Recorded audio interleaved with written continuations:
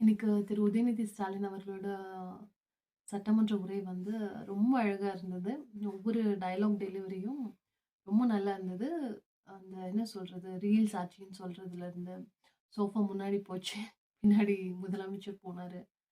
அது மட்டும் இல்லாம வேற நெறைய விஷயங்கள் வந்து குறைகள வந்து எடுத்து சொன்னாரு.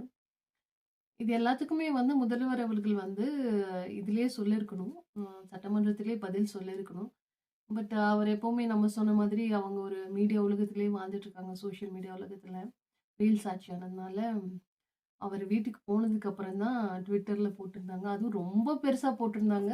தயவு செஞ்சு இவ்ளோ பெருசா எழுதி குடுக்க வேண்டாம் அப்படின்னு சொல்லி கொஞ்சம் சொல்லுங்க. ஏன்னா எங்களுக்கு அது படிக்கிறதுக்கே ரொம்ப நேரம் ஆகுது. கொஞ்சம் ஷார்ட்டா குடுக்க சொல்லுங்க. இதுக்கப்புறமாவது. மற்றும் இல்லாம பிரேமலதா விஜயகாந்த் அவர்கள் சட்டமன்றத்தில கேட்ட கேள்விகளும் வந்து ரொம்ப நல்லா இருந்தது. யார் அந்த முகத்தை மூடிக்கொண்டு போனவர்? அது மட்டும் இல்லாம, குதிரை பேரத்துல இது பண்ணீங்களான்னு சொன்னது, அது ஒரு ஜோதிடரை வந்து நீங்க எப்படி நியமிக்கலாம்? அரசு பதிவுல அப்படின்னு சொன்னதெல்லாம் வந்து ரொம்ப நல்லா இருந்தது. நீங்களே ஒரு டயலாக் அதாவது விஜய் அவர்களே ஒரு டயலாக் சொல்லிட்டு, "ஊரா வீட்டு நெய்யி" அப்படின்னு சொல்லியிருப்பாரு ஒரு dialogue. I don't want to repeat it.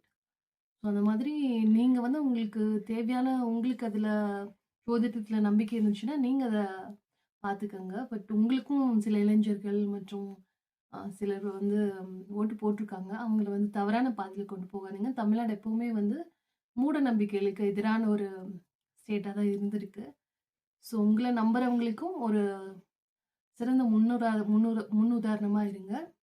தயவு செஞ்சு மூட நம்பிக்கையில வந்து திணிக்காதீங்க. ஸோ நம்ம நெறைய கட்சி தலைவர்கள் எல்லாம் வந்து இதுக்கு எதிரா இருந்ததுனால, அந்த இத வந்து நியமனத்த வந்து அவங்க ரிவோக் பண்ணிட்டாங்க. இது நமக்கு கிடைச்ச முதல் வெற்றி. ஸோ தொடர்ந்து எதிர்க்கட்சியாக நன்றாக செயல்படுவோம். Thank you.